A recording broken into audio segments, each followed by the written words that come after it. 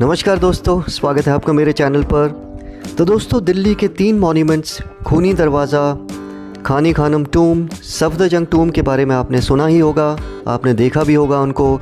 लेकिन क्या आप जानते हैं कि वो कौन सी कड़ी है जो इन तीनों को एक साथ जोड़ती है? तो चलिए दोस्तों, पहले बात करते हैं अकबर के कमांडर बैरम खान के बेटे के बारे में, जो अपने बाप से एकदम अलग निकला और एक बहुत बड़ा कृष्ण भक्त बना, और उसके लिखे दोहे और कविताएं आज भी हमारी ज़बान पर रहती हैं। दोस्तों, कौन था वो मुस्लिम जो कृष्ण भक्ति में लीन रहता था? देखिए ये पूरा वीडियो, और यदि आपने चैनल को सब्सक्राइब नहीं किया है तो आपसे रिक्वेस्ट है, प्लीज़ चैनल को ज़रूर सब्सक्राइब करें। तो दोस्तों, 1556 की पानीपत की लड़ाई के बाद अकबर ने दिल्ली की गद्दी संभाल ली थी। बैरम खान से अकबर की अब अनबन शुरू हो गई थी। काफ़ी डिस्प्यूट्स के बाद अकबर ने बैरम खान को डिसमिस कर दिया और बैरम खान अपनी पत्नी और एक बच्चे के साथ निकल पड़ा हज यात्रा पर।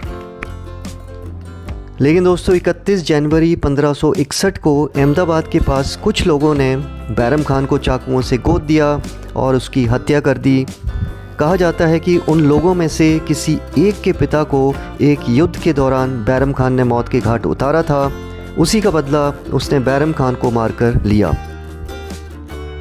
तो दोस्तों, बैरम खान का बेटा और पत्नी किसी तरह बचकर अहमदाबाद में छुप गए, और जब ये बात अकबर को पता लगी तो अकबर ने उनको अपने दरबार में बुला लिया, आगरा बुला लिया, और वहाँ पर उसने बैरम खान के बेटे को मिर्ज़ा खान का टाइटल दिया।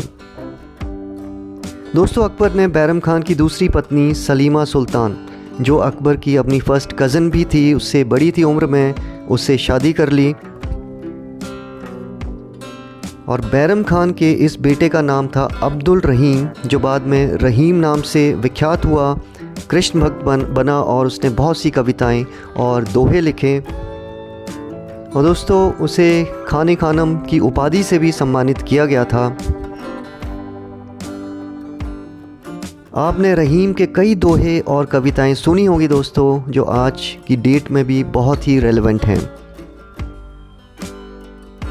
तो दोस्तों, क्या आप जानते हैं कि रहीम क्यों एक कट्टर मुस्लिम कमांडर से एक हिंदी कविता लिखने वाला बना? क्यों वो कृष्ण भक्ति में लीन हो गया था? इसकी भी एक बहुत इंटरेस्टिंग स्टोरी है दोस्तों। हुआ यूँ कि 1580 में जब रहीम अजमेर का मुखिया हुआ करता था, उस समय अकबर ने रहीम को यह संदेश भिजवाया कि उसे महाराणा प्रताप चाहिए, जिंदा या मुर्दा। रहीम को यह कार्य सौंपा गया था, इसलिए रहीम ने अपने परिवार की औरतों को शेरपुरा में ठहराया और अपनी सेना लेकर मेवाड़ की तरफ बढ़ा। और महाराणा प्रताप को जब ये पता लगा तो उसने अपने बॉर्डर की पहाड़ियों पर सेनाएं तैनात कर दी। लेकिन इसी बीच राणा प्रताप के बेटे प्रिंस अमर सिंह ने शेरपुरा पर धावा बोल दिया और रहीम के परिवार और अन्य कमांडरों की औरतों को कब्ज़े में लेकर मेवाड़ लेकर आ गया। जब महाराणा प्रताप को इस बात का पता लगा तो उन्होंने अपने बेटे को बहुत डांटा और कहा कि हम धर्म युद्ध लड़ते हैं, इस तरह हम भी करने लग गए तो उनमें और हम राजपूत हिंदुओं में फ़र्क ही क्या रह जाएगा। और ये सब जानकर दोस्तों, रहीम का हृदय परिवर्तन हुआ और वह हिंदुओं के ग्रंथों, खासकर गीता और कृष्ण को पढ़ने लगे। उन्होंने संस्कृत भाषा सीखी और इसके अलावा बहुत सी अन्य हिंदी भाषाएं भी सीखी और कई कविताएं और दोहे लिखे। इसके अलावा दोस्तों, रहीम ने संस्कृत की 2 पुस्तकें भी लिखी। तो दोस्तों, एक लिबरल मुस्लिम होने की वजह से रहीम को बहुत सारे मुस्लिम पसंद नहीं करते थे। अकबर की मृत्यु के बाद जब उसकी गद्दी पर उसका बेटा जहांगीर बैठा, उसे भी रहीम पसंद नहीं था। और किसी बात को लेकर जब रहीम और जहांगीर के बीच डिस्प्यूट हुआ तो जहांगीर ने रहीम के 2 बेटों को काटकर खूनी दरवाजे पर लटका दिया था। यहाँ तक कि दोस्तों, उसकी लाशें वहीं पड़ी रही और वहीं सड़ती रही, उसको उठाने तक नहीं दिया जहांगीर ने।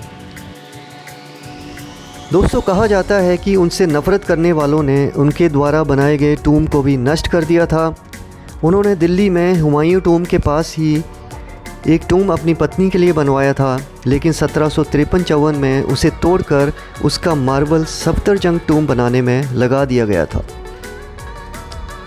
लेकिन 2014 में रहीम के टूम को वापस से बनाया गया, उसे रिपेयर किया गया, रिनोवेट किया गया और 2020 में उसे पब्लिक के लिए वापस खोल दिया गया है। तो दोस्तों, इस तरह एक कट्टर मुग़ल कमांडर का बेटा बन गया था हिंदी कविताओं और दोहों का महान लेखक